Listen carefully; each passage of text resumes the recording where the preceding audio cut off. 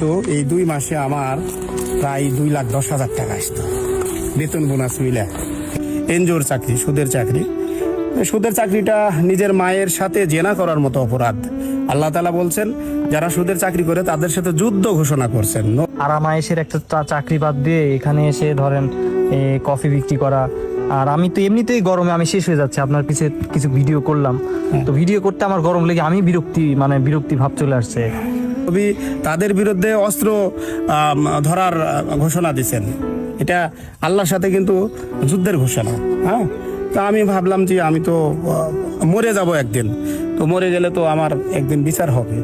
তো এইটাই মূলত সুদের চাকরি করব না বলেই এই ব্যবসাতে আসছি। হয়তো অন্য কোনো ব্যবসা আমি করতে পারতাম, কিন্তু ভাবলাম যে ব্যবসাটাকে বুঝে নিই যে ব্যবসাটা কি।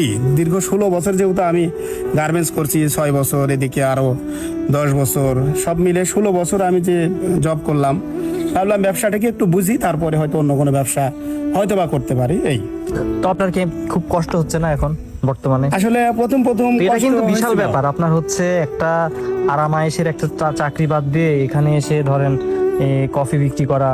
আর আমি তো এমনিতেই গরমে আমি শেষ হয়ে যাচ্ছে, আপনার পিছে কিছু ভিডিও করলাম, তো ভিডিও করতে আমার গরম লেগে আমি বিরক্তি ভাব চলে আসছে। তো আপনার তো এই যে সারাদিন ভোর থেকে শুরু করছেন, কালকে রাতেও ভিডিও করলাম, রাত কয়টা পর্যন্ত আপনি কফি বিক্রি করেন? আমি এ বাজারে লোকজন কম থাকে, তারপরে 9টা পর্যন্ত করি আমি।